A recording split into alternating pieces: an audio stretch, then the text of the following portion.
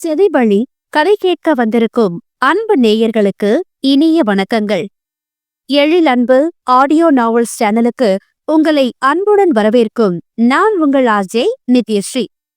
கதை கேட்போம், காதுகளுக்கு இனிமை சேர்ப்போம். இந்த ஆடியோ நாவல் உங்களுக்கு பிடிச்சிருந்தா லைக் பண்ணுங்க, உங்க கருத்துக்களை கீழே கமெண்ட்ஸ்ல சொல்லுங்க, உங்க நண்பர்களுக்கும் ஷேர் பண்ணுங்க. நம்ம சேனலில் தொடர்ந்து கதைகளை கேட்டு மகிழ சப்ஸ்கிரைப் பண்ணிடுங்க. கூடவே பெல் பட்டனையும் தட்டி விடுங்க. இப்ப கதை கேட்கலாம் வாங்க. பூவிதழ் மலரே, எழில் அன்பு. அத்தியாயம் 25. அண்ணா என்ற விஷ்ணுவின் கூச்சமான குரலில் முதலில் சுயத்திற்கு வந்தது சுபரூபாதான். சங்கடத்துடன் கணவனை விட்டு விலகி நின்றாள். என்னங்கய்யா, பயந்துட்டீங்களா என்ற மலைகிராம மனிதரின் குரலில் ரகுநந்தனும் நிதானத்திற்கு வந்தான்.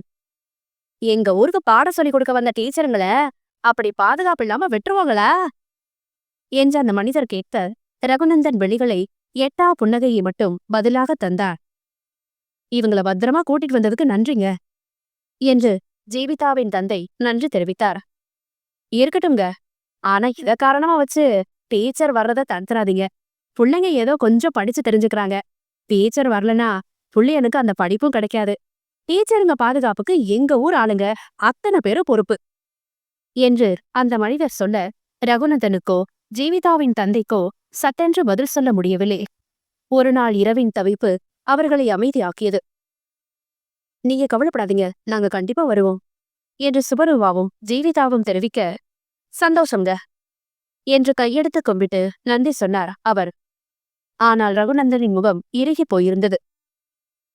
சரிங்க, நாங்க இவங்களை அழைச்சிட்டு போயிடுறோம். இவ்வளவு தூரம் துணைக்கு வந்ததுக்கு நன்றி என்று விஷ்ணு சொல்ல, அவர்களிடம் விடைபெற்று சென்றார் அந்த மனிதர். சுபரூபாவையும் ஜீவிதாவையும் அழைத்து கொண்டு வந்த பாதையிலேயே திரும்பி நடக்க ஆரம்பித்தனர். கணவன் நடக்க சிரமப்படுவதைக் கண்டு, ஏன் இவ்வளவு தூரம் நடந்து வந்தீங்க, உங்க கால் வலிக்குமே என்று சுபா அக்கறையாக கேட்க, அவளுக்கு எந்த பதிலும் சொல்லாமல் அவளின் கையை அழுத்தமாக பற்றியபடி நடந்தான் ரகுநந்தன். நானும் சொல்லி பார்த்தேன் அண்ணி, அண்ணா எங்க கேட்டான், நைட்டெல்லாம் வேற ரொம்ப நேரம் நின்னுட்டே இருந்தான் என்று விஷ்ணுதான் பதிலுரைத்தான்.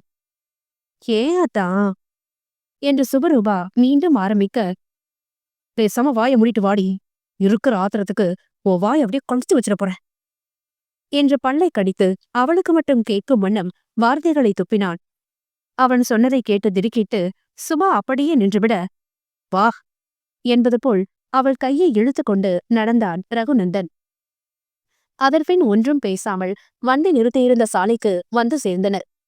ஜீவிதாவும் அவளின் தந்தையும் அங்கிருந்தே விடைபெற்று சென்றுவிட, விஷ்ணுவும் ரகுநந்தனும் சுபரூபாவை அழைத்து கொண்டு தங்கள் வீடு வந்து சேர்ந்தனர். சுபரூபாவை கண்டதும் பெரியவர்கள் அவளை சூழ்ந்து கொண்டனர்.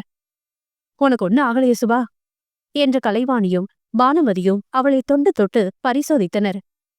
எனக்கு ஒண்ணு இல்ல அத்த, நல்லா இருக்கேன் என்றவள் இன்னும் அழுது கொண்டிருந்த அன்னையை கண்டு, மா எனக்கு எந்த பிரச்சனையும் இல்லம்மா, அங்க பாதுகாப்பாதான் இருந்தேன் என்று அன்னையை சமாதானம் செய்தாள். ரகுவுக்கும் உனக்கும் ஒண்ணு மாத்தி ஒண்ணு பார்த்துக்கிட்டே இருக்கு. நேரமே சரியில்லை, உங்களுக்கு சுத்தி போடணும், இனிமேலாவது கவனமா இருங்க என்றார் பானுமதி. சரிம்மா, கவனமா இருக்கோம் என்று அந்த பேச்சை சுபரூபா முடித்துக்கொள்ள, அவங்க 3 பேருக்கு ஏதாவது கொடுவாணி, ரொம்ப டயர்டா இருக்காங்க, ஏதாவது சாப்பிட்டு போய் கொஞ்ச நேரம் தூங்கட்டும் என்றார் நன்மாறன். இப்போதைக்கு காஃபி மட்டும் கொடுங்கம்மா, அப்புறமா குளிச்சுட்டு வந்து சாப்பிட்டுக்கிறோம் என்றார் விஷ்ணு. கலைவாணி மூவருக்கும் காஃபி ஏற்பாடு செய்தார். அதை குடித்துவிட்டு ரகுநந்தன் முதலில் அறையை நோக்கி எழுந்து போக, சுபரூபாவும் பெணி தொடர்ந்தாள். அண்ணி, அண்ணா என்று இருவரையும் நிறுத்தினான் விஷ்ணு. என்ன விஷ்ணு என்றபடி சுபா நிற்க, என்னடா என்றான் ரகுநந்தன். உனக்கு ஆக்சிடென்ட் அப்போ அண்ணி எவ்வளவு தவிச்சு துடிச்சாங்களோ அதே அளவு தவிப்பையும் துடிப்பையும் நேத்து நான் உன்கிட்ட பார்த்தேன் அண்ணா என்று விஷ்ணு சொல்ல, ரகு சுபா இருவரின் பார்வையும் ஒரு நொடி மோதி விலகி கொண்டது. உங்க 2 பேருக்கு இடையேயும் பாசம் ரொம்பவே இருக்கு. அதை இதுவரைக்கும் புரிஞ்சுக்கலனாலும் இனியாவது புரிஞ்சு உங்க வாழ்க்கையே வாழணும் என்றான் விஷ்ணு. சுபா என்னதென்று சொல்வதென்று புரியாமல் அப்படியே நிற்க, சரிதான் போடா பெரிய மனுஷா, வந்துட்டான் அட்வைஸ் அல்வாவை தூக்கிக்கிட்டு என்று நாக்கை மடித்து கடித்து தம்பியை விரட்டினான் ரகுநந்தன். வயசுல மூந்தவங்க சின்னவங்க போல நடந்துட்டா சின்ன பையன் அட்வைஸ் அல்வாவை தூக்கிட்டு வந்து போட்டத்தான் செய்வான் என்று விஷ்ணு பழிப்பு காட்ட, வந்தேன்னு வச்சுக்கோ என்று ரகுநந்தன் தம்பியை நோக்கி ஒரு அடி எடுத்து வைக்க, எஸ்கேப் என்று ஓடியவன், அண்ணா அந்த அட்வைஸ் அல்வாவை சாப்பிட மறந்துடாத என்று விட்டு சென்றான். இவன் ஒருத்த என்று புலம்பிக் கொண்டே அறைக்குள் சென்றார் ரகுநந்தன். அவனை தொடர்ந்தாள் சுபரூபா. சென்றவர்களை பார்த்தபடியே வரவேற்பறையில் நின்றிருந்தார் நன்மாறன். என்னங்க, ஏன் அவங்கள அப்படி பாக்குறீங்க என்று கலைவாணி கேட்க, நம்ம பிள்ளைங்க வாழ்ந்துருவாங்க வாணி என்றார் நிறைவுடன். அவரின் மனக்கண்ணில் இரவு மகன் தன் தோள் சாய்ந்த ஆதரவு தேடியது நினைவில் ஆடியது. எங்களுக்கும் அந்த நம்பிக்கை பெருக்குங்க என்ன பானு என்று கலைவாணி சொல்ல, ஆமா அண்ணி என்றார் பானுமதி. பெரியவர்கள் மனத்தில் எல்லாம் தங்கள் பிள்ளைகள் வாழ்க்கை சரியான நிறைவு இருந்தது. அறைக்குள் சென்ற ரகுநந்தனு அமைதியாக கட்டிலில் அமர்ந்து விட்டான். சுபரூபா மாற்றுடையை எடுத்துக்கொண்டு குளியலறைக்குள் சென்றாள். குளிந்து உடை மாற்றிவிட்டே வெளியே வந்தாள். அவள் வந்து பார்த்தபோது கட்டிலின் குறுக்காக படுத்து உறங்கி இருந்தான் ரகுநந்தன். அவனின் கால்கள் கட்டிலுக்கு கீழே தொங்கிக் கொண்டிருந்தன. என்ன இப்படி தூங்குறாங்க என்று நினைத்துக் கொண்டே அவன் அருகில் வந்தவள் காலை பார்க்க பாதம் நீங்கி இருப்பது போல் இருந்தது. அச்சச்சோ என்று பதறி தரையில் மண்டியிட்டு அமர்ந்து அவனின் கால் சட்டையை மேலே உயர்த்தி காலை தொட்டு பார்த்தாள். முட்டி வரை கால் சிவந்து அதப்பாக இருந்தது. அம்மா! அவளின் லேசான தொடுகைக்கு தூக்கத்திலேயே வலியின் வேதனையில் முனகினான் ரகுநந்தன். சுவாவின் கண்களிலிருந்து மழுக்கென்ற கண்ணீர் வெளியேறியது. என்னால் தானோ என்ற குற்ற உணர்வுடன் தைலத்தை எடுத்து வந்து அவன் காலில் தேய்க்க ஆரம்பிக்க, என்று வலியின் தாக்கத்தில் முனகிக் கொண்டே இருந்தார். கணவனின் வலி அவளையும் தாக்க அவளின் கண்களிலிருந்து கண்ணீர் நிற்காமல் வெளியேறியது. அவள் தைலம் தேய்த்து முடித்த பிறகும் கூட அவனின் முனகள் நிற்கவில்லை. காலை தொங்கவிட்டுக் கொண்டே இருந்தாள். இன்னும் வலிக்குவோ என்று நினைத்தவள் ஒரு நாற்காலியை எடுத்து போட்டு அதன் மீது அவன் காலை தூக்கி வைத்துவிட்டு அவனின் தலைப்பக்கம் வந்தாள். அவனின் வலியின் ரேகை தூக்கத்திலும் அவன் முகத்தில் தெரிந்தது. கணவன் பலமுறை சொல்லியும் கட்டிலில் அமராதவள் இன்று அமர்ந்து அவன் தலையை தூக்கி தன் மடியில் வைத்துக்கொண்டு அவனின் நெற்றியையும் புருவத்தையும் மென்மையாக நீவிவிட்டாள். மெல்ல மெல்ல அவனின் அனத்தல் குறைந்தது. சற்று நேரத்தில் கலைவாணி அவர்களை சாப்பிட அழைக்க கணவனின் தலையை தலையணையில் வைத்துவிட்டு எழுந்தவள் சத்தம் எழுப்பாமல் வெளியே சென்று, அத்தான் தூங்குறாங்க அத்த, தூங்கட்டும், கொஞ்ச நேரத்துக்கு பிறகு நாங்க சாப்பிடுறோம் அத்த, நீங்க அப்ப சாப்பிடுங்க என்றாள். அவன் சாப்பிட்டு படுக்க வேண்டிதானே, நைட்டும் சாப்பிடவே இல்ல என்றார். அதுவுமா என்று நினைத்தவளுக்கு மீண்டும் கண்ணை கரித்தது. கணவனின் இப்படிப்பட்ட அன்பை அவள் நிச்சயம் எதிர்பார்க்கவில்லை. சிறிது நேரம் கழித்து கணவனையும் அழைத்து கொண்டு சாப்பிட வருவதாக சொல்லிவிட்டு உள்ளே வந்துவிட்டாள். மீண்டும் கட்டிலில் அமர்ந்து கணவனின் தலையை தூக்கி மடியில் வைக்கும் போதுதான் அவனின் உடல் சுடுவதை உணர்ந்தாள். காய்ச்சல் வந்துவிட்டது என்றதும் பதறிப்போனாள். இப்பொழுது எழுப்ப வேண்டாம் என்று நினைத்ததையும் மறந்து, அதா அதா என்று அழைத்து அவனை எழுப்பினார். என முனகிக் கொண்டே கண் விழித்து பார்த்தவன், இப்பதான் நான் உனக்கு அத்தானா தெரியறனா என்று கேட்டுவிட்டு மீண்டும் கண்களை மூடிக்கொண்டான்.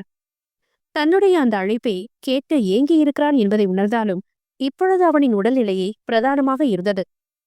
அத்தா எழுதுருங்க, உங்களுக்கு காய்ச்சல் வந்துருச்சு, ஹாஸ்பிட்டல் போலாம் என்றவாறு எழுப்பினாள். ஒன்னும் வேண்டாம், நான் தூங்கணும். கண்களை திறக்காமல் சொன்னவன் அவளின் மடியில் புரண்டு வயிற்றில் முகம் புதைத்தான். அப்பொழுதுதான் தன் தலை எங்கிருக்கிறது என்று உணர்ந்தாள் போலும். விழுக்கென்று கண்களை திறந்து பார்த்தவன் அவள் முகம் அருகில் தெரிவதைக் கண்டு நம்ப முடியாத திகைப்பில் ஆழ்ந்தாள். அவன் எத்தனையோ முறை கட்டிலில் வந்து உட்கார் என்று அழைத்தாலும் வராதவள் இன்று கட்டிலில் அமர்ந்து அவனை மடி தாங்கியிருக்கிறாள் என்றதும் அவனின் உணர்ச்சி கடலில் தள்ளியது. அவளின் பிடரையில் கை வைத்து தன்னை நோக்கி இழுத்தவன் அவளின் கீழ் துட்டை தன் வசமாக்கியிருந்தான். அதா என்று திணறி மிடுபட முயன்றவளை சில நொடிகள் அவன் விடவே இல்லை. பின் ஏதோ நினைத்து கொண்டது போல் விலகியவன், இதுக்கும் உடல் ஆசன பேர் வச்சிடாத என்றவன் மீண்டும் கண்களை மூடிக்கொண்டார். அவளுக்கு வருத்தமாக இருந்தது. ஆனால் இதை இப்பொழுது பேச வேண்டாம் என்று நினைத்தார். உங்களுக்கு ஆச்சல் அடிக்குதா, கால் வேற வீங்கிருக்கு வாங்க ஹாஸ்பிட்டல் போல என்றான். வேண்டாம், தூங்கி எந்திரிச்சா சரியாயிடும். சரி, அப்ப சாப்பாடாச்சும் எடுத்துட்டு வர, சாப்பிட்டு மாத்திரை போட்டு படுங்க என்று அவனை எழுப்பி விட்டாள். இன்னும் பல்லு கூட தேய்க்கலடி, என்னால இப்ப எழ முடியாது என்றவன் இன்னும் அழுத்தமாக அவளின் மடியில் முகம் புதைத்தான்.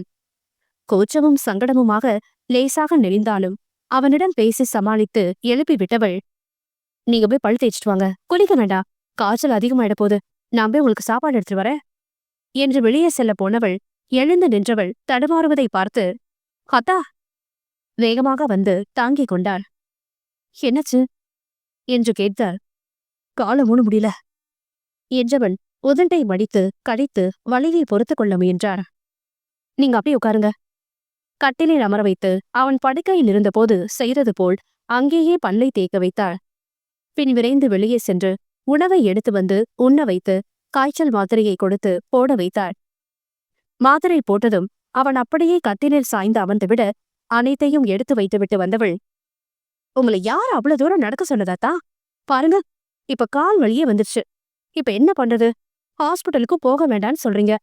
மாமா கிட்ட சொல்லி டாக்டரை வீட்டுக்கு வர சொல்லுவோமா என்று தவிப்புடன் கேட்டாள். வேண்டாம், ரெஸ்ட் எடுத்தா சரியாயிடும் என்றான். ஏன் அத்தா இவ்வளவு பிடிவாதம் என்று அலுப்புடன் கேட்டாள். உன்னை விடவா என்று கண்களை உயர்த்தி நின்று கொண்டிருந்தவளை பார்த்தான். அத்தா, இதோ இந்த வார்த்தையை சொல்லக்கூட எவ்வளவு பிடிவாதம் பிடிச்ச. இந்த கட்டில்ல உட்கார அதை விட எவ்வளவு பிடிவாதம். உன்னை விடவா நான் பிடிவாதம் பிடிக்கிறேன் என்று கேட்டான். அதான் இப்ப பிடிவாதம் பிடிக்கலையாத்தா என்று முனகினாள். அவர் இப்படி உட்காரு என்று தான் தள்ளி அமர்ந்து அவளை கட்டிலில் அமர சொன்னான். அவனைப் போலவே கட்டிலில் சாய்ந்து தயங்காமல் அவள் அமர்ந்ததும் அவளின் தோளில் சாய்ந்து கொண்டவள், உன்கிட்ட ஒன்னு சொல்லணும் என்றார். கொஞ்ச நேரம் தூங்கத்தா, அப்புறமா பேசலாம். இல்ல, இப்பவே பேசணும் என்றான் பிடிவாதமாக. சரி, சொல்லுங்கத்தா. அன்னைக்கு நான் பேசினப்போ நீ மனைவி, அதனால உன்கிட்ட உரிமை எடுத்துக்க தோணுச்சுன்னு சொன்னேனே. ஆனா இப்ப எனக்கு அப்படி தோணல. நமக்கிடையே இருக்கிற கணவன் மனைவி உறவா மட்டுமே ஒன்னு எனக்கு பார்க்க தோணல. அதையும் தாண்டி ஏதோ இருக்குன்னு எனக்கு நேத்து நைட்டு தான் புரிஞ்சுது. அன்னைக்கு நீ உன் அம்மா வீட்ல இருந்து போனப்ப கூட மறுநாள் எப்படியோ ஸ்கூலுக்கு வருவ, அப்படி இருக்கிறப்ப எதுக்கு தேடி அலையணும்னு தான் எனக்கு தோணுச்சு. ஆனா நேத்து என்னால அப்படி இருக்க முடியல. உனக்கு ஒண்ணுனா எனக்கு எங்க வலிக்கும்னு புரிஞ்ச நொடி என்றவன் தன் நெஞ்சந்தை சுட்டி காட்டினான். அத்தா! ஆனந்த அதிர்ச்சியில் கூவியவளுக்கு பேச வேறு வார்த்தைகளே வரவில்லை. எனக்கு தெரியும், உன்னை எவ்வளவு நான் கஷ்டப்படுத்தியிருக்கேன், காயப்படுத்தியிருக்கேன்னு. அதெல்லாம் உன்னை எந்த அளவுக்கு பாதிச்சிருந்தா என்னை விட்டு பிரிஞ்சு போயிருப்பேன்னு புரியுது. அதே நேரம் உன் மனசுல இப்ப என்ன இருக்குன்னு கூட நீ சொல்ல தயங்குறதுக்கான காரணம் நான் தான் புரியுது. இதெல்லாம் புரியறதுக்கு எனக்கு நேத்து நைட்டு தேவைப்பட்டிருக்கு. நிஜமாடி ரூபி, உனக்காக நேத்து நான் ஏன் அவ்வளவு துடிச்சேன்னு முதல்ல எனக்கு புரியவே இல்லடி. ஆனா உன்னை திரும்ப கண்ணுல பார்த்ததோ என் உயிரை என்கிட்ட திரும்ப வந்த ஃபீல் கிடைச்சது. இப்படியெல்லாம் நான் ஃபீல் பண்ணுவேன்னு ஒரு நாளும் நினைச்சதே இல்ல. ஆனா இன்னைக்கு அனுபவபூர்வமா உணர்ந்த என்றான். அவனின் உணர்வுகளை அவளாலும் புரிந்து கொள்ள முடிந்தது. அன்று பேசும்பொழுது கூட, நீ என் மனைவிதானே, அதனால்தான் அந்த உரிமையை நான் எடுத்துக்கொள்கிறேன் என்ற உணர்வுதான் அவனிடம் இருந்ததை தவிர இவ்வளவு உணர்வுபூர்வமாக தன் உணர்வை அவன் வெளிக்காட்டவில்லை. ஆனால் இப்பொழுது அவன் உணர்வில் அவளுக்கான தேடல் இருந்தது, அவளுக்கான துடிப்பு இருந்தது, அவளுக்கான தவிப்பு இருந்தது. தன் வாழ்க்கை இப்படியே அவனிடம் காயப்பட்டே முடிந்து போகுமோ என்றவள் தவிந்த தவிப்பு எல்லாம் முடிந்து அவனின் இந்த உணர்வுகள் அவளை உயிர்ப்பித்தன. அத்தா என்ற சந்தோஷ கூச்சலுடன் அவனை இழுத்து அணைத்துக் கொண்டாள். தன் உணர்வை வார்த்தைகளில் மட்டுமில்லாமல் ஸ்பரிசம் மூலமும் அவளிடம் கடத்த அவனுக்கு அந்த அணைப்பு தேவையாக இருந்தது. இருவரும் பிரிந்து அமர சில நிமிடங்கள் தேவைப்பட்டன. நீங்க எப்படிலாம் என்கிட்ட பேசுறீங்கன்னு நான் கனவுல கூட நினைச்சு பார்த்ததில்ல அத்தா என்றார். நானும் தான் நினைச்சதில்ல. ஆனா உயிர் பயம் கண்ணுல ஊசலாடும்போது நம்மளோட நெருங்கிய உறவுகளையும் தாண்டி ஒரே ஒரு உறவை நம்ம மனசுக்கு நெருக்கமா நினைக்கும். அந்த உறவா இப்ப நீ இருக்க ரூபி என்றான். அதேதான் அத்தா நானும் உணர்ந்த. நம்ம விட்டு ஒண்ணு போகுதுன்னு நினைக்கும் போதா அதை நம்மகிட்டயே இறுக்கி பிடிச்சு வச்சுக்கணும்னு நினைப்போம். 18 வயசுல உங்க மேல எனக்கு வந்த காதல் நீங்க திட்டினதுமே முடிஞ்சு போச்சுன்னு நினைச்சுக்கிட்டு இருந்தேனா, அந்த காதல் எனக்குள்ள நீர்ல பூத்த நெருப்பா உள்ளுக்குள்ள அமிழ்ந்து கிடந்தத உங்களுக்கு ஆக்சிடென்ட் ஆன போதுதான் புரிஞ்சுக்கிட்டாத்தா. அந்த நேரம் நீங்க காயப்படுத்தியதெல்லாம் மறந்து நீங்க நல்லபடியா என்கிட்ட வந்து சேரணும்னு மட்டும்தான் எனக்கு தோணுச்சு. அதனாலதான் நீங்க ஹாஸ்பிட்டல்ல இருந்தபோது வேற எதையும் நினைவுல வச்சுக்காம உங்க கூடவே இருக்கணும்னு முடிவு பண்ண. உங்க கூட இருந்து பாத்துக்கவும் செஞ்சேன். ஆனா வீட்டுக்கு வரணும்னு நினைச்ச போதுதான் என்ன நீங்க எப்படியெல்லாம் பேசியிருக்கீங்க, அதையெல்லாம் மறந்துட்டு சூடு சொரணை இல்லாம இப்படி உங்க கூட வந்து நிக்கிறோமேன்னு எனக்குள்ள ரொம்ப குற்ற உணர்வா இருந்தது. நீங்க என்கிட்ட மன்னிப்பு கேட்கலனா கண்டிப்பா அந்த நேரம் நான் வீட்டுக்குள்ள வந்திருக்கவே மாட்டேன். ஆனாலும் அதுக்கப்புறமும் எனக்குள்ள ரொம்ப தயக்கம். என்ன உங்களுக்கு பிடிக்காதே, நான் உங்களுக்கு ஈடு இல்லையேன்னு ரொம்ப வருத்தமா இருக்கும். அதையெல்லாம் விட உங்க மேல எனக்கு இருக்கிற காதலை காட்டினா எங்க நான் அலையிறேன்னு சொல்லிடுவீங்களோன்னு. அதற்கு மேல் அவளால் பேச முடியவில்லை. கண்டிப்பா நீ அலையிலடி, நான் தான் நீ வேணும்னு அலைஞ்ச என்று அவளின் கையை பிடித்து அழுத்தினான். இப்போதும் அவனின் வார்த்தைகள் ஏற்படுத்திய தாக்கம் அவளுள் இருந்தது. அதையும் தாண்டிய அவனின் மீதான அன்பும் இருந்தது. அதே நேரம் அவ்வளவு பேச்சு வாங்கிய பிறகும் இப்படித்தான் அவன் மீது பைத்தியமாக இருக்கிறோமே என்று தன் மீதே அவளுக்கு கோபமும் வந்தது. அந்த போராட்டங்கள் இப்போதைய அவனின் அன்பில் சற்று குறைந்தது போல் இருந்தது. தன் துணை எத்தனை காயப்படுத்தினாலும் அதுதான் தன் மீது துணை அன்பு இருக்கிறதே, அது போதும் என்ற எண்ணமே பல தம்பதிகள் வாழ்க்கையில் பிரியாமல் இணைந்து வாழ காரணமாகி போகின்றது. அதிலும் இப்போது ரகுநந்தன் தன்னை உணர்ந்து அன்பை காட்டியது அவளின் காயப்பட்ட மனத்தை குளிர வைத்தது என்றே சொல்லலாம். சுவரூபா எதுவும் சொல்லாமல் அமைதியாக இருக்க, சின்ன வயசுல இருந்து உன்னை எத்துப்பள்ளி கருப்புன்னு சொல்லி கேலி பண்ணிருக்கேன். அப்பெல்லாம் எனக்கு அது விளையாட்டா தெரிஞ்சுதுடி. விவரம் தெரிஞ்ச பிறகு கூட நான் அப்படி கூப்பிட்டா நீ பெருசா எடுத்துக்க மாட்ட. ஆனா நீ காதல்னு சொல்லி என் கவனத்தை திசை திருப்பிடுவியோன்னு பயத்துல விளையாட்டா சொன்னதையே விபரீதமா சொல்லி உன்னை விலகி போக வச்ச. நம்ம கல்யாணத்துக்கு பிறகு கூட இப்படி கட்டாயப்படுத்தி திருமண வாழ்க்கைக்குள்ள தள்ளுறாங்களேன்னு கோவத்துல உன்னை காயப்படுத்த அதை ஒரு ஆயுதமாவே யூஸ் பண்ணிக்கிட்டு இருந்திருக்கேன். நிச்சயமா அது தப்புதான். நான் உன்னை அலைகிறேன்னு சொன்னதும் தப்பு தாண்டி ரூபி. என்னோட பலவீனத்தை மறைக்க உன்னை காயப்படுத்திருக்கேன். சாரி என்று உணர்ந்த மன்னிப்பு கேட்டா. அவனின் மன்னிப்பை ஏற்றுக்கொள்வது போல் அவன் கையை பிடித்தபடி அமைதியாக இருந்தாள் சுபரூபா. ஆனா இதெல்லாம் நான் முடியாம படுத்திருக்கும் போதுதான் உணர்ந்தேன். கை கால் தலைன்னு அத்தனையும் காயம். கால் இப்ப கூட இழுத்து இழுத்துதான் நடக்க வருது.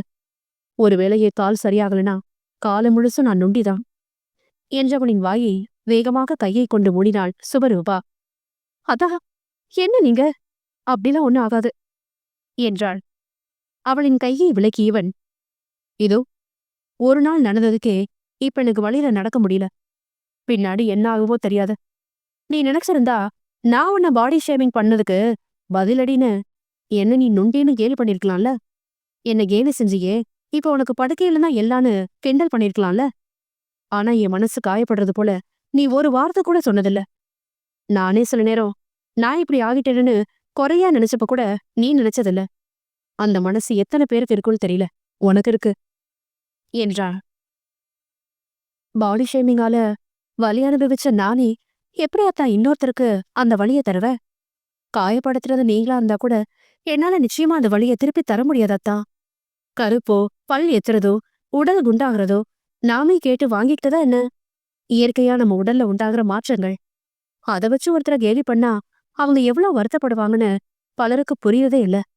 போற போகுல என்ன நீ இப்படி இருக்கன்னு முகத்தை சுழிச்சு கேட்டுட்டு போயிடுவாங்க. அதை கேட்டவங்க மனசளவுல எவ்வளவு உடைஞ்சு போவாங்கன்னு கேலி செஞ்சவங்களுக்கு புரியாது. ஆனா உங்களுக்கு இப்பவாவது அது புரிஞ்சதேன்னு எனக்கு சந்தோஷமா இருக்கத்தா. இனி யாரையும் கண்டிப்பா கேலி பண்ண மாட்டேனே என்று உறுதி கொடுத்தான் ரகுநந்தன். சந்தோஷாத்தா என்றவள் தன் கையுடன் பிணைந்திருந்த அவனின் கையை தூக்கி அதில் தன் முத்தத்தை பதித்தாள் சுபரூபா. அத்தியாயம் 26. இப்ப எதுக்கு நீங்க வந்து படுத்திருக்க? இனி என் மேல இருக்க கோவம் போகலையா? மாடியிலிருந்த ரகுநந்தனின் அறை இருளின் மூழ்கி இருக்க விளக்கை போட்டு வெளிச்சத்தை உண்டாக்கியவன் கீழே கிடந்த மெத்தையின் மீது படுத்திருந்த மனைவியிடம் கேட்டுக் கொண்டிருந்தான். கண்ணு கூசுதத்தான், லைட் ஆஃப் பண்ணுங்க. கையை வைத்து கண்ணை மறைத்துக் கொண்டே சொன்னாள் சுபரூபா. நீ முதல்ல எழுது கட்டிலுக்கு வா, அப்புறம் லைட் ஆஃப் பண்ணு என்றார் ரகுநந்தன். இல்லதான், நான் இங்கேயே படுத்துக்கிறேன் என்று பிடிவாதம் பிடித்தவளை முறைத்தவன், நமக்குள்ள எல்லாம் சரியாயிடுச்சுன்னு நினைச்சேன். உன்கிட்ட மன்னிப்பு கேட்டல, அப்புறமே இப்படி பிடிவாதம் பிடிச்சா என்ன அர்த்தம் ரூபி? கீழ் ரூம்ல இருந்தவர என் கூட கட்டில தானே படுத்திருந்த. இப்ப மேல நம்ம ரூம்க்கு வந்ததோ திரும்ப இப்படி செஞ்சா நான் என்ன பண்றது என்று அலுப்புடன் கேட்டான். அவர்கள் மனம் விட்டு பேசி 10 நாட்கள் கடந்திருந்தன. அவனின் கால்வழி சரியாக 2 நாட்கள் தேவைப்பட்டன. அதன்பின் இயல்பிற்கு திரும்பி மீண்டும் தொழிலை பார்க்க கிளம்பிவிட்டார். அவர்களுக்குள் மனம் விட்டு பேசிய பிறகு மென்மையான அணைப்பு, சிறு சிறு முத்தங்களுடன் நாட்கள் நகர்ந்திருந்தன. அவனை கால் கொஞ்சம் சரியான பின் தங்கள் வாழ்க்கையை துவங்கலாம் என்று சுவரூபா முட்டுக்கட்டை போட ஏமாற்றமாக உணர்ந்தாலும் மனைவியின் பேச்சிற்கு மதிப்பு கொடுத்து விலகி இருந்தார்.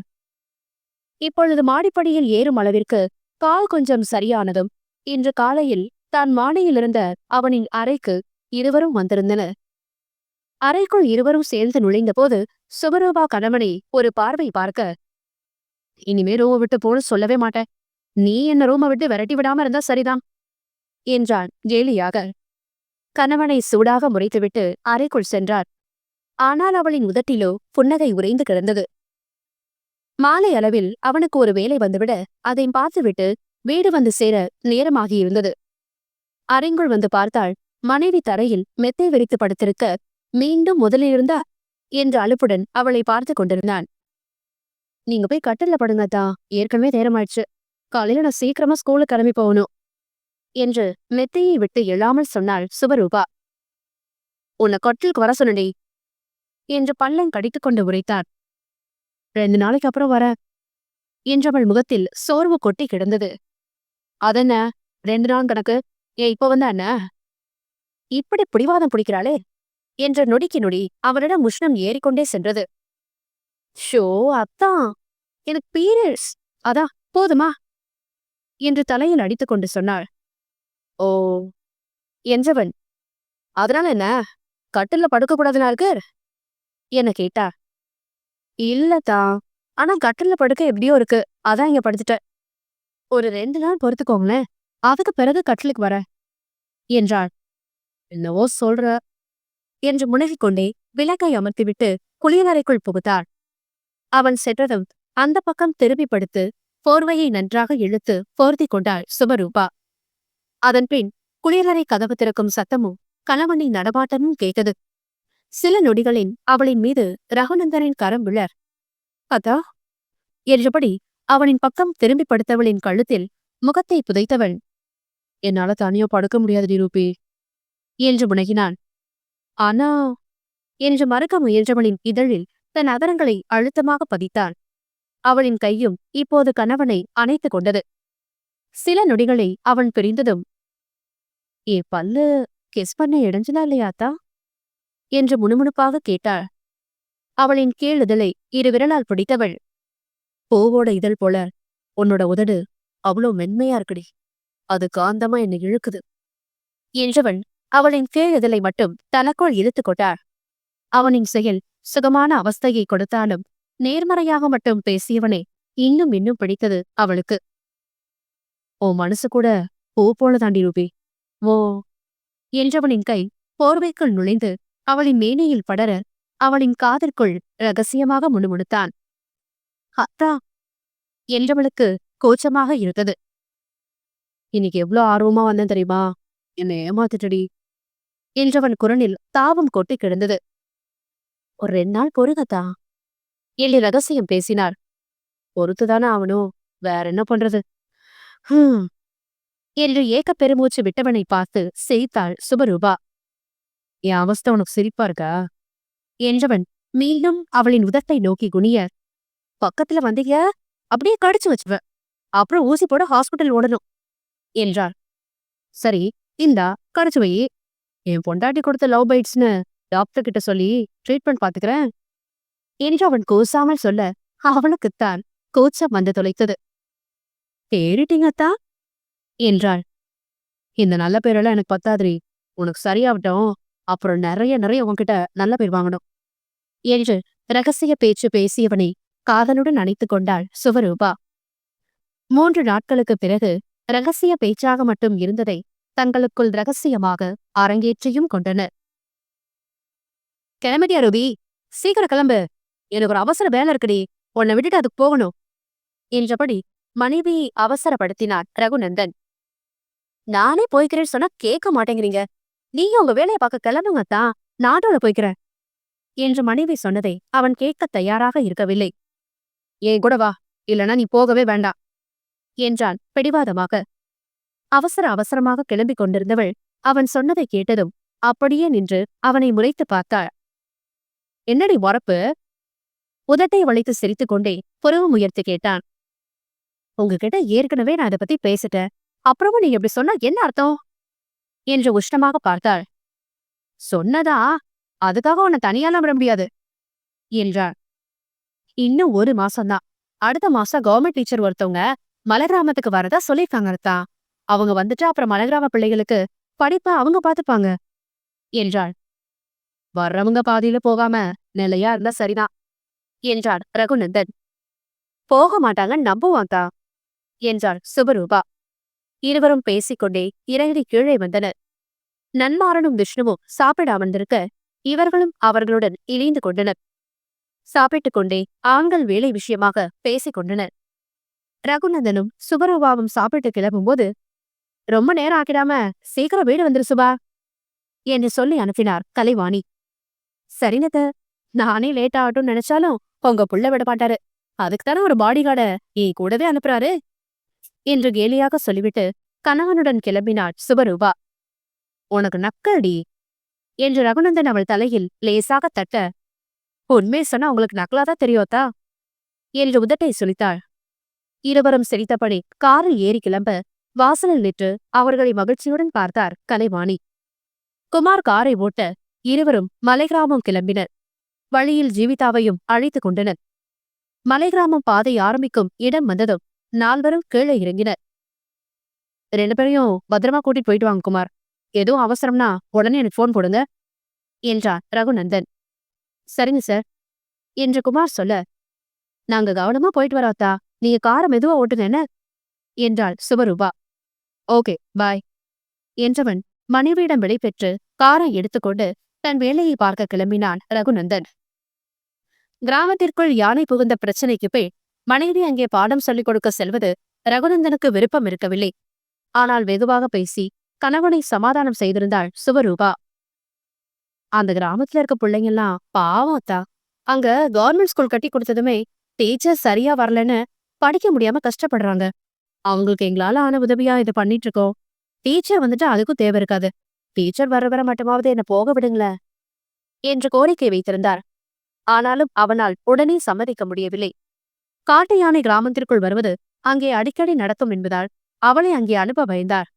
யானை வரும் காரணத்தால்தான் அந்த ஊருக்கு வரும் ஆசிரியர்கள் தொடர்ந்து அங்கே வேலையில் இருப்பதில்லை என்பதை அறிந்திருந்தார். அப்படி இருக்கும்போது தன் மனைவியை அங்கே அனுப்ப அவளுக்கு தயக்கமாக இருந்தது.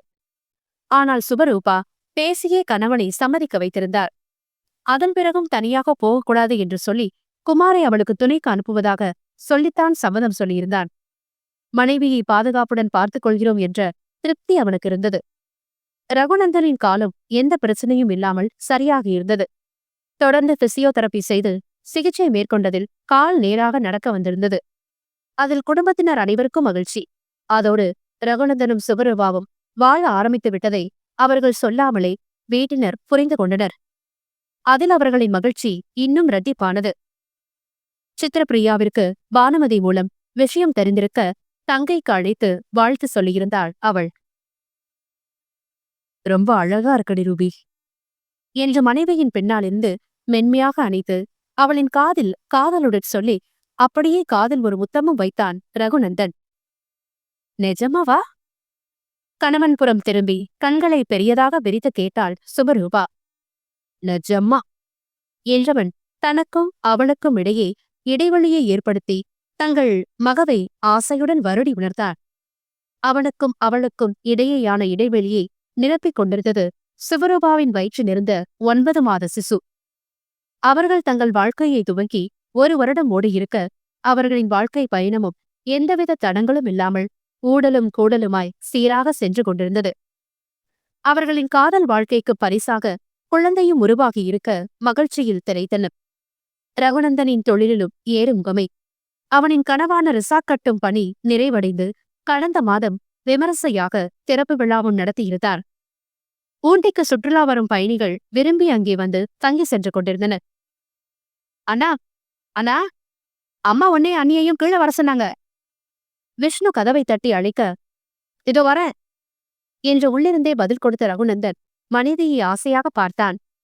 தாய்மையின் பொறிப்பில் மிளர்ந்து கொண்டிருந்தாள் சுவரூபா. என்னத்த அப்படி பாக்குறீங்க? ரூபி போல ஜொலிக்கிறடி என்றவன் அவளின் இதழுடன் தன் இதழை உரசினான். போது போது கொஞ்சிடுது, கீழே எல்லாரும் வந்திருப்பாங்கல்ல, வாங்க போகலாம் என்றவள் நேரத்தை கடத்தாமல் கணவனுடன் கீழே சென்றாள். சில்வர் நிற பட்டுப்புடவையில் மிதமான ஒப்பனையுடன் தாய்மை நிறைவில் கணவன் கையை பிடித்தபடி மாடிப்படியிலிருந்து இறங்கியவளை கண்கள் குளிர பார்த்தனர் உறவினர்கள். நன்மாறன், கலைவாணி, பானுமதியுடன் சித்ரப்பிரியாவும் அவர்கள் ஜோடியாக இறங்குவதைக் கண்டு பூரித்து போயிருக்க, விஷ்ணுவோ அவர்கள் இறங்கி வருவதை விதவிதமாக புகைப்படம் எடுக்கச் சொல்லி புகைப்பட கலைஞரிடம் வேலை வாங்கிக் கொண்டிருந்தார். சுரேந்தர் மகனுடன் நின்று அவர்களை புன்னகையுடன் பார்த்து கொண்டிருந்தார். இருவரும் கீழே இறங்கி வந்ததும் சுபாவின் அருகில் ஓடி வந்த அஸ்வின், சித்தி, உனக்கு பொண்ணு பாப்பா பிறக்குமா, பையன் பாப்பா பிறக்குமா என்று அவளின் பெரிய வயிறை வருடிக்கொண்டே கேட்டான். உனக்கு என்ன பாப்பா வேணும் என்று சுபா புன்னகையுடன் கேட்க, எனக்கு பொண்ணு பாப்பா தான் வேணும் என்று ஆசையுடன் கூறினான். ஓகே, அப்ப பொண்ணு பாப்பா வேணும்னு காட் கிட்ட கேட்போமா என்றான். அவன் வேகமாக தலையாட்ட, காட் கிட்ட ஏற்கனவே நான் எனக்கு பொண்ணு வேணும்னு பெட்டிஷன் போட்டேன்னு அஸ்வின் கிட்ட சொல்லு என்று மனைவியிடம் ரகசியமாக கிசுகிசுத்தான் ரகுநந்தன். அவனை பார்த்து பளிச்சென்று சிரித்தாள் சுபரூபா. சுபா, வாமா, வந்து இங்க உட்காரு என்று கலைவாணி அழைக்க, மனைவியின் கையை பிடித்து அழைத்து சென்று தானே இருக்கையில் அமர வைத்தான் ரகுநந்தன். ஆரம்பிக்கலாமா பானு என்று கலைவாணி கேட்க, ஆகட்டும் நீ என்று பானுமதி குளிர்ந்த மனத்துடன் சொட, சுபரூபாவின் கன்னத்தில் சந்தனத்தை தடவி கண்ணாடி வளையல்கள் அணிவித்து வளைகாப்பு நிகழ்வு ஆரம்பமானது. கலைவாணி, சித்ரப்பிரியா வந்திருந்த சில உறவின பெண்கள் என்று ஒவ்வொருவராக சுபரூபாவிற்கு வளையல் அணிவித்தனர்.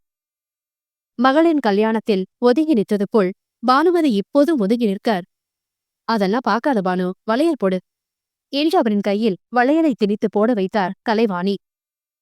அண்ணா, அன்னைக்கு நீ எதுவும் கிஃப்ட் கொடுக்கலையா என விஷ்ணு கேட்க, அவனை பார்த்து புன்னகைத்த ரகுநந்தர் தன் கால் சட்டையிலிருந்து மனைவிக்கு வாங்கியிருந்த வளையலை எடுத்தார். 6 இதழ்களாக பூ வடிவில் வளையலை சுற்றி இருக்க, அந்த ஒவ்வொரு பூ இதழ்களிலும் கிரீடமாய் பதிக்கப்பட்டிருந்தது ரூபி கற்கள். அந்த வளையலை மனைவியின் 2 கைகளிலும் போட்டுவிட்டு மனைவியின் கன்னத்தில் சந்தனத்தை தடவிவிட்டான். தலையை அண்ணாந்து கணவனை பார்த்து மலர்ந்து சிரித்தாள் சுபரூபா. ரூபி அன்னைக்கு ரூபி கல் பதிச்ச வளையல், அண்ணா கலக்குறப்போ என்று விஷ்ணு கேலியாக சொன்ன, அவனை பார்த்து சிரித்தான் ரகுநந்தன்.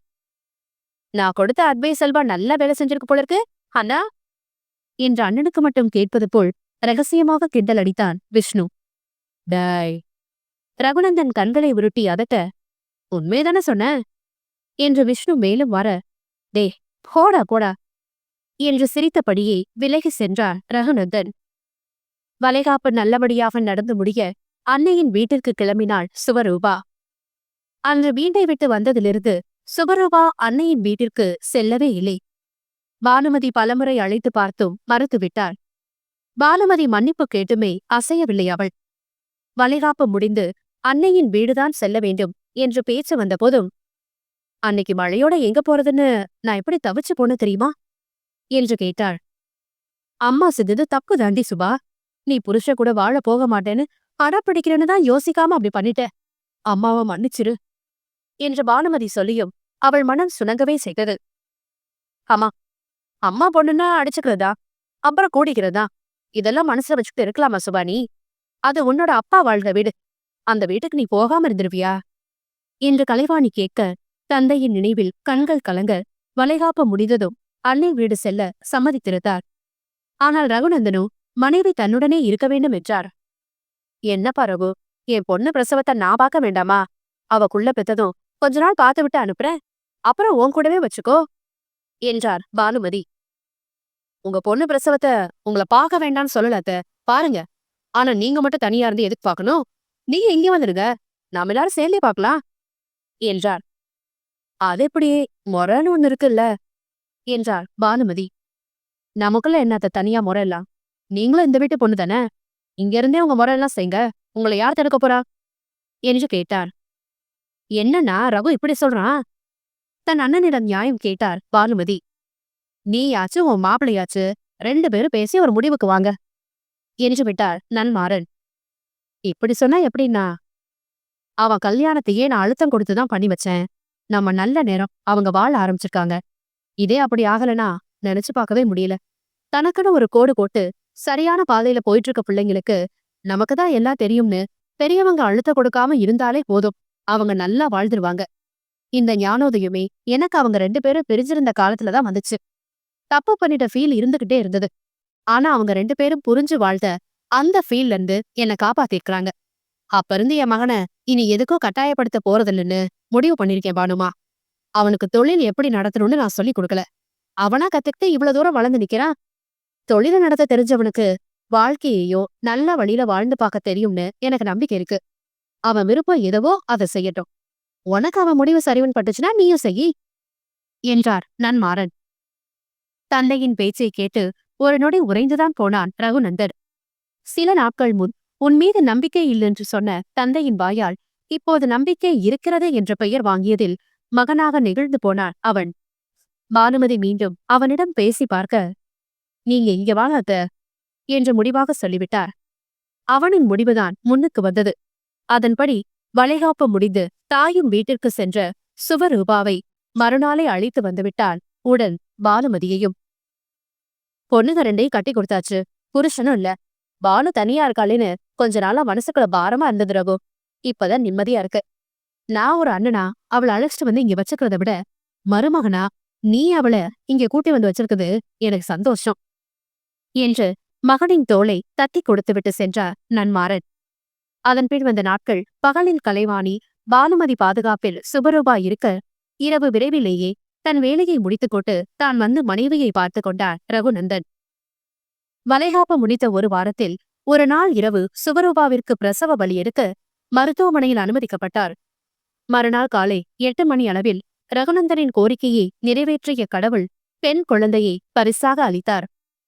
குழந்தை சுபரூபாவின் நிறத்தில் இருக்க பிள்ளையை கையில் ஏந்தியிருந்த கணவனையே குறுகுறுவென பார்த்தாள் சுபரூபா.